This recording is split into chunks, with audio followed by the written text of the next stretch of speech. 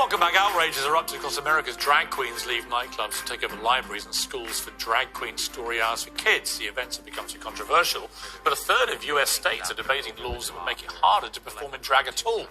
The latest frontier in the culture wars has now reached Britain's shores, with protests erupting and drag events for kids at the Tate Museum and a South London pub.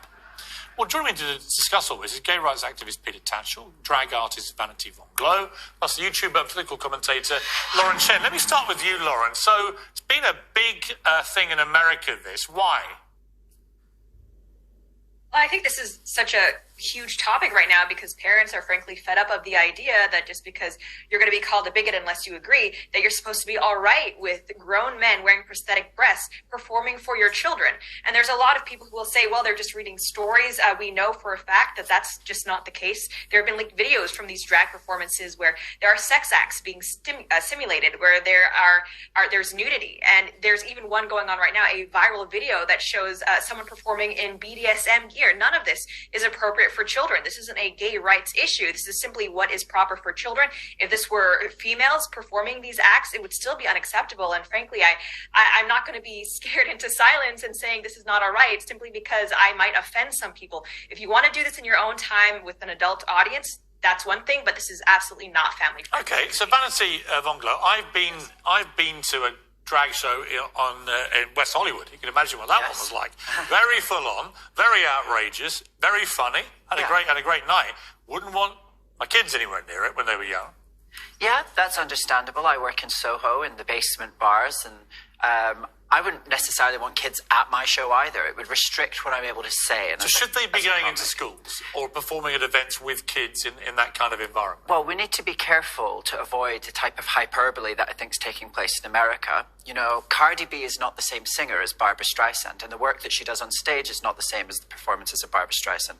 In the exact same way, drag is a broad church. There's a lot of different performance styles, and it's not always this hypersexualized stripper-esque performance that's a big part of the drag of burlesque, but there's also a lot of drag that I find it a little dull. I wouldn't want to do it, but that's quite Disney princess, quite anodyne actually, and that's what's happening at the Drag Queen Story Hours as I see it in the UK. Peter, is the problem that, as with all these things, there are a few examples where drag queens have simply gone too far.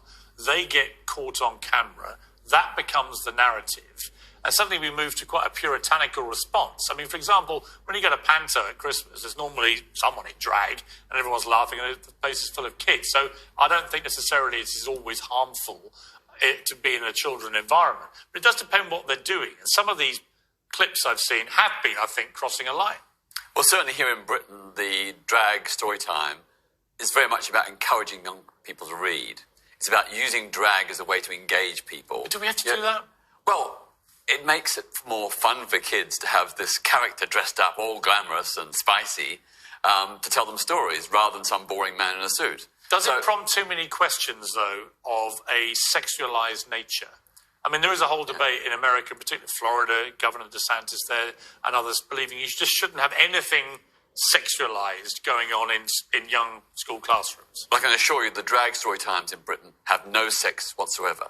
It's just simply a man in drag telling stories like anybody else would, wholesome, innocent stories, family stories, and often the parents come along as well. And the reports I've heard from parents is they are delighted that these drag queens have managed to get their kids interested in reading. Piers, you would have taken your kids to see panto when they were younger, I'm sure. And Lord knows I grew up loving Mrs. Doubtfire, and I've turned out just fine, Piers. I think that the problem is we get this cultural hangover from the States a lot of the time. Of course, there are the odd pictures of people doing the backward splits and all that, where I'm not sure that that's the type of performance that we're describing when we're making a defense of Drag Queen Story Hour. Well, let me ask Lauren on that point. I mean, Mrs. Doubtfire was a hugely popular movie. Did that offend you? Would you watch that as a child? If so, what's the real difference? Well, I think there's a very important distinction to be made between cross-dressing and specifically drag. And I have to say, I think your guests are aware of this difference. The history of drag is very rooted in sexualized performances. The person who kind of pioneered Drag Queen Story Hour specifically talks about using drag in order to subvert the nuclear family, heteronormativity, and in order to implant, I guess, notions of queerness in children's brains. So I'm sorry, but no, I simply don't believe that this is just about getting kids to read. There are so many different ways that we could have initiatives to encourage literacy among children, none of which involved adult men wearing prosthetic breasts, which is exactly what drag is.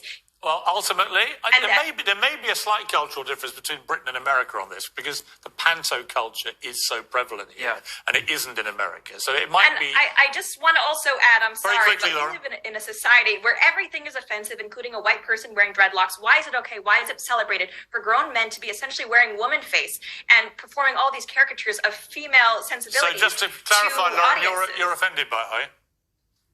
Well, I think it's hypocritical for these people who are often on the left. No, I just asked whether you're offended by it. Offensiveness. No, if you're so anti-people being offended, are you offended? I wouldn't. I am offended of this happening in front of children. Yes, that does offend me very much. Listen, I've got to leave it there. Thank you very much indeed. Thank you both very much indeed. We appreciate it. Coming next, Boris Johnson breaks